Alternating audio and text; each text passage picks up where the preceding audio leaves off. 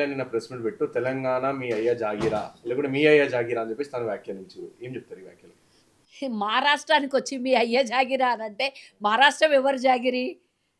వందల సంవత్సరాల నుంచి మా అయ్యలు, మా తాతలు, ముత్తాతలు, వాళ్ళ పరతాతలు కూడా అందరూ ఈయనే పుట్టిర్రు, ఈయనే పెరిగిండ్రు, ఈ గడ్డ మీదనే చనిపోయారు, ఈ గడ్డలనే పూడ్చిండ్రు వాళ్ళని. అందరం మేము ఇదే మా అయ్య జాగిరి. నీ అయ్య జాగిరి ఏంటో ఫస్ట్ చెప్పు. నీ అయ్య జాగిరా పోనేది? మా అయ్య జాగిరి కాకపోతే నీ అయ్య జాగిరా. వలస పక్షులు ఎన్నో వస్తుంటాయి పోతుంటాయి, అట్లా అని చెప్పేసి ఎగిరే పక్షులకి నీళ్ళు తాగిపోవడానికి కొంగలు గింగలు వస్తుంటాయి, మీద ఎగిరే పక్షులు వచ్చి నీళ్ళు తాగిపో వాటిలన్నింటిని మేము ఆపుతామా? కానీ ఆ సముద్రం నాదే, నేను దాగిన నీళ్ళన్నీ నాయే అని అంటే ఎట్లయితుంది? అది ఎండినా నీళ్ళున్నా మాయే అవుతుంది. కానీ నీవు ఇష్టం వచ్చినట్ల నోటికొచ్చినట్ల పిచ్చి పిచ్చిగా తెలంగాణకు వచ్చి పర్మిషన్ ఇవ్వకపోతేనే నీ అయ్యే జాగిరా అన్నావు. తెలంగాణలో నేను రానిస్తే రేపు తెలంగాణ పరిస్థితి ఏందో ఒకసారి చూడు. ఆల్రెడీ మీతోనే విసిగిపోయి విసిగి చెందే తెలంగాణ ప్రజలు మా సొంత భూమి మాకే కావాలి, మా ఉద్యోగాలు మాకే కావాలి, మా నీళ్ళు మాకే కావాలి, మా నిధులు మాకే కావాలని కొట్లాడి తెచ్చుకొని ఎంతోమంది చచ్చిపోయినటువంటి స్తూపాల దగ్గరికి పద. ఆ స్తూపానికి ఎప్పుడైనా మొక్కినా వచ్చి మీరందరూ తెలంగాణలో ఉద్యోగాలు ఇవ్వకపోతిరి అని నియామకాలు జరగలేదనే కదా అంతమంది కొట్లాడితే ఈరోజు 1200 మంది బలిదానం స్తూపాలు ఇక్కడ ఉన్నాయి కదా తెలంగాణలో. మరి ఆళ్ళ సాక్షిగా ఎన్నడన్నా ప్రమాణం చేసి మా అందరి వల్లనే వీళ్ళు చచ్చిపోయినరు, మా తెలంగాణలో ఆంధ్ర పెత్తనందారుల వల్లనే తెలంగాణలో ఇంతమంది బలిదానం చేసుకున్నారు, వాళ్ళ దగ్గర పోయి ఒక్కసారి ఇట్లా మొక్కి ఎప్పుడన్నా అన్నవా?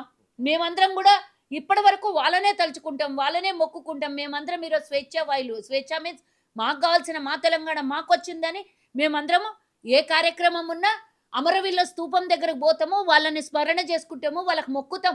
నిన్న కూడా తెలంగాణ ఆవిర్భావ దినోత్సవం సందర్భంగా మేమందరం స్తూపం దగ్గర పోయి మొక్కినాం. మరి పవన్ కళ్యాణ్ ప్రెస్ మీట్ పెట్టే ముందు స్తూపం దగ్గరికి ఎందుకో రాలేదు?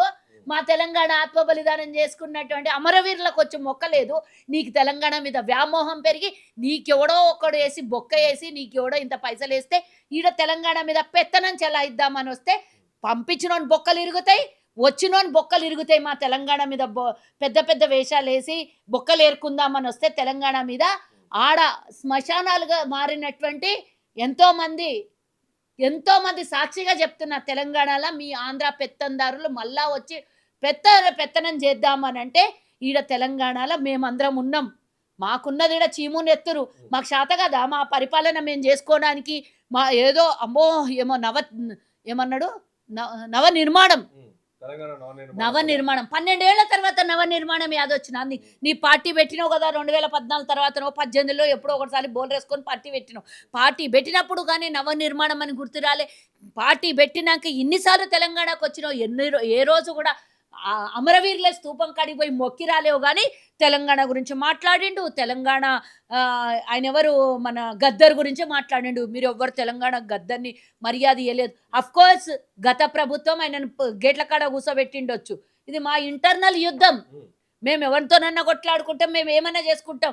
పరాయోడు వచ్చి మా మీద పెత్తనం చెలాయించాలంటే సంగతి చెప్తాం మేము. నువ్వు ఆయనకు ఒక కారు ఇప్పించిండొచ్చు, జేబులో చిల్లర పైసలు ఏమన్నా ఆయన పాపము ఎవరిని అడిగేటోడు కాదు, ఏమన్నా అవసరం ఉంటే జేబులోకి వెళ్ళి తీసుకుని ఉండొచ్చు.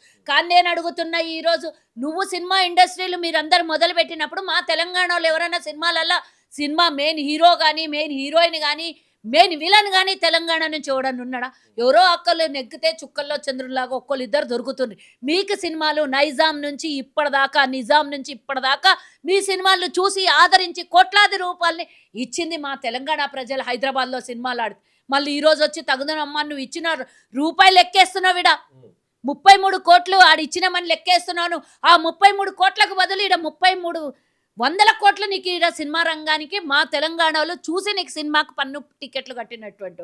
మరి మేము ఇచ్చినటువంటి పైసలు లెక్కేస్తావంటే నీ అయ్యాస్తి, మీ తాత ఆస్తి, మీ ముత్తాత ఆస్తి, మీ ఆంధ్రప్రదేశ్లో మా తెలంగాణ మీద ఎవరైతే జులుం చేయాలని మరోసారి ప్రయత్నం చేస్తున్నారో అందరు ఆస్తులు అమ్ముకుంటే కూడా మేము తెలంగాణ నుంచి మీకు నడిపితే మీ ఆస్తులు, మీ బంగ్లాలు, మీరు ఈరోజు జల్లసాగా ఉంటున్నటువంటి ఇంద్రభవనాలు అన్నీ కూడా మేమిచ్చినటువంటి భిక్షనే కదా, మేమేసినటువంటి భిక్షనే కదా. మేము సినిమాలు చూస్తేనే, మేము ఆదరిస్తేనే, హైదరాబాద్లో సినిమాలన్నీ ఆడితేనే మీరన్నీ ఇంత పెద్ద పెద్ద అంతస్తులు కట్టుకొని మీరున్నరే.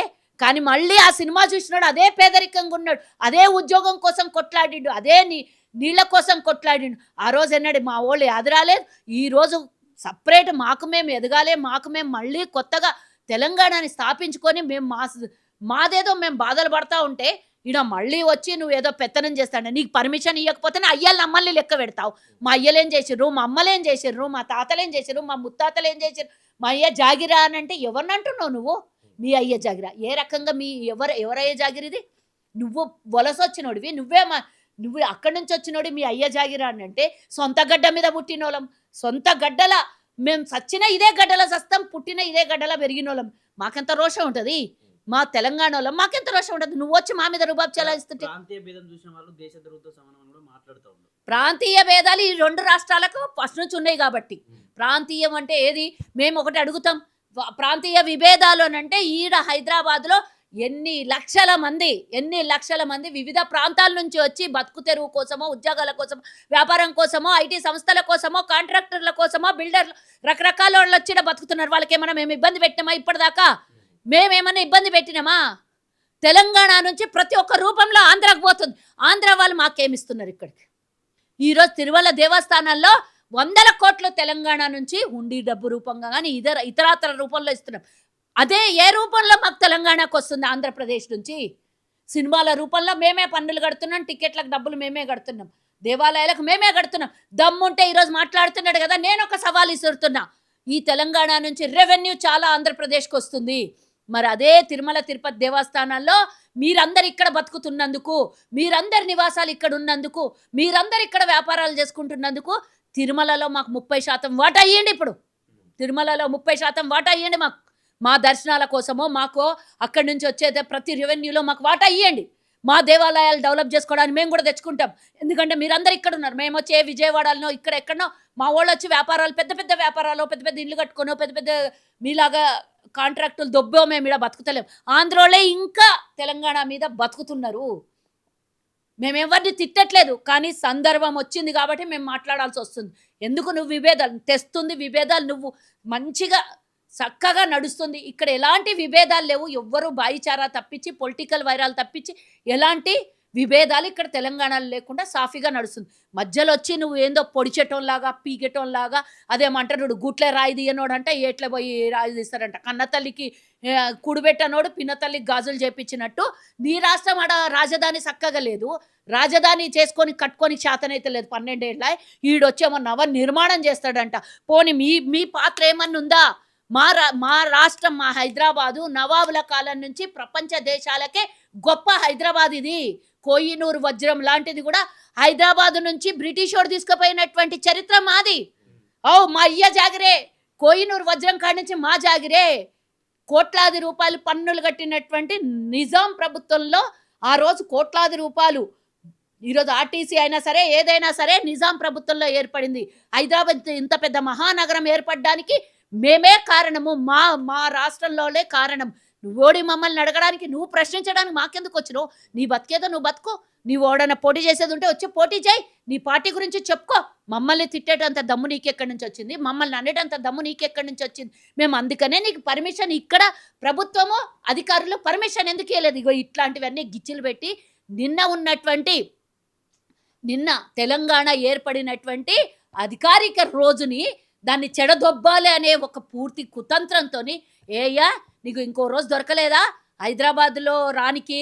లేకపోతే ఒక వారం ముందో ఒక వారం తర్వాతనో నవ నిర్మాణం చేయడానికి రాలేకుండా నీకు కరెక్ట్గా అదే రోజు వచ్చి ఎవడో పెట్టి నీకు ఏదో నేను చెప్పిన కదా చిల్లర పైసలకు ఆశపడి నువ్వు ఈరోజు వచ్చి హైదరాబాద్లో మీటింగ్ పెడతా, సమావేశాలు పెడతా, 2000 మందితోనే పెడతా, 2 లక్షల మందితో పెడతా. నువ్వు ఎన్ని మందితో పెడితే నీ సినిమా యాక్టర్లాగా యాక్టింగ్ చేసేటోళ్ళలాగానే చూస్తారు ఈడ తప్పించి నువ్వు ఒక లీడర్ లాగా ఎవడు చూడడు.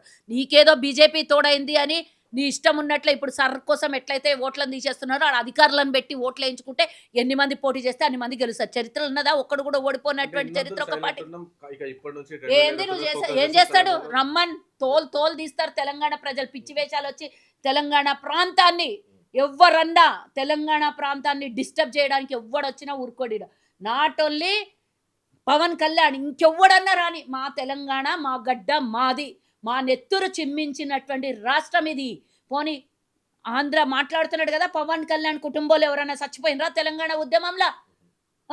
పోనీ ఆ కుటుంబాలకు ఎన్నడన్నా పరామర్శించడం. ఇక ఇప్పుడు మేము అందరం అన్నాం కదా రేపటి నుంచి వస్తానే మా కుటుంబాలని పరామర్శించడానికి గిట్ట. వస్తే మంచిదే కదా. ఇప్పుడిగా అదే మరి నేను ఇందాక అన్నా కదా కన్న తల్లికి కూడు పెట్టనోడు పిన్న తల్లికి పోయి గాజులు చేపించిండట. ఇక ఇప్పుడు వచ్చి ఇప్పుడేమో యాక్టింగ్ చేస్తే ఎవరన్నా యాక్టరే అనుకుంటారు.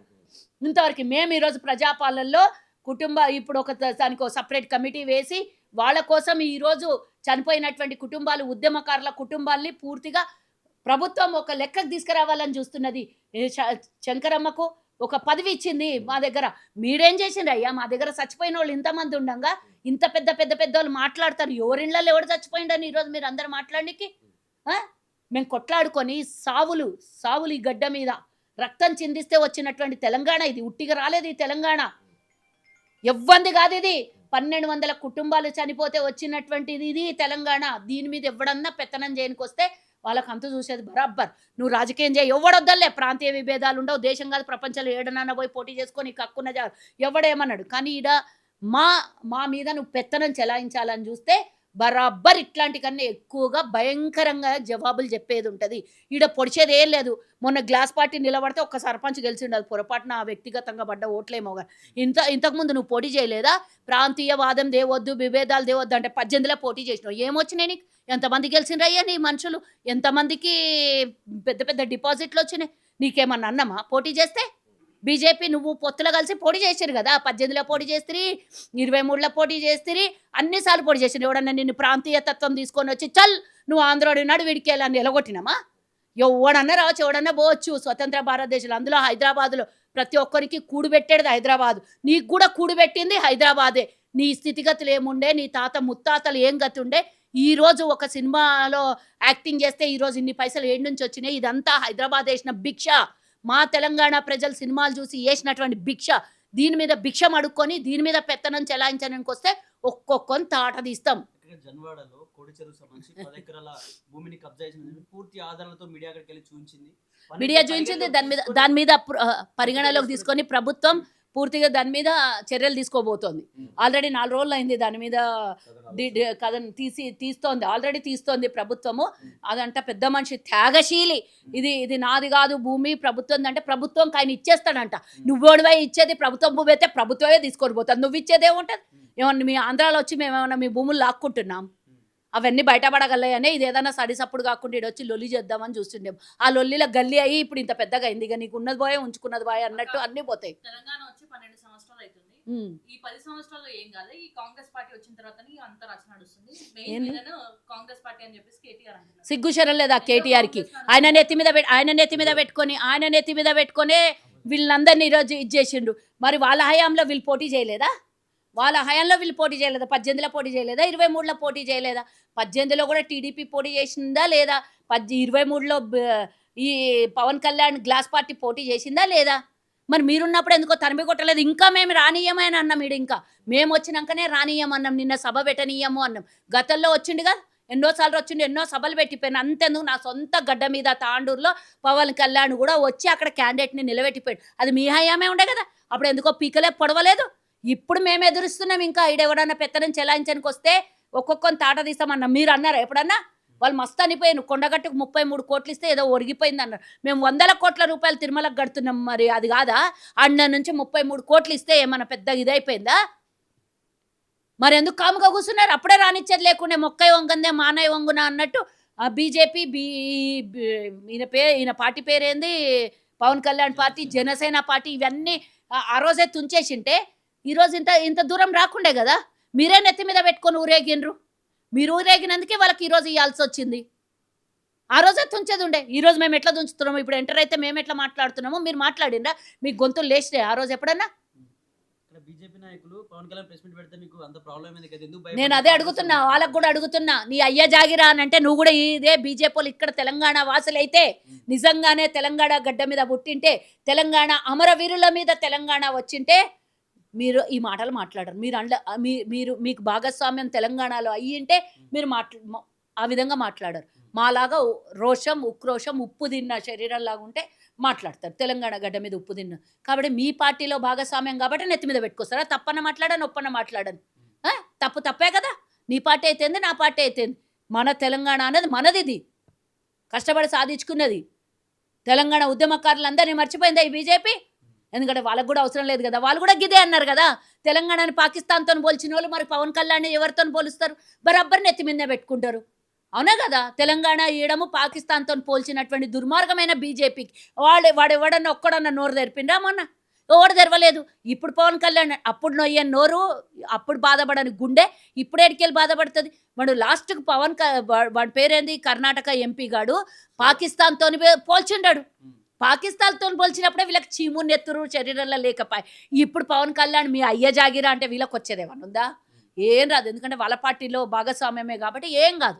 అదే వేరే వాళ్ళు ఎవరైనా అంటే పాకిస్తాన్ వాళ్ళు దుర్మార్గులు, దేశద్రోహులు. ఇప్పుడు ఇదే పవన్ కళ్యాణ్ గీట వాళ్ళ పార్టీలో భాగస్వామ్యం కాకుండా బరాబర్ పాకిస్తాన్ వాడు అంటుండి, దేశద్రోహులు అంటుండి. ఇప్పుడు దేశద్రోహం కనబడతలేదు. మీ అయ్య జాగిర అంటే దేశద్రోహిలాగా కనబడతలేరు. ఇక బీజేపీ వాళ్ళ గురించి ఏం మాట్లాడుతావు? 2 డైలాగులు వాళ్ళకి వస్తాయి, ఒకటి పాకిస్తాన్ వాడు, ఒకటి దేశద్రోహం.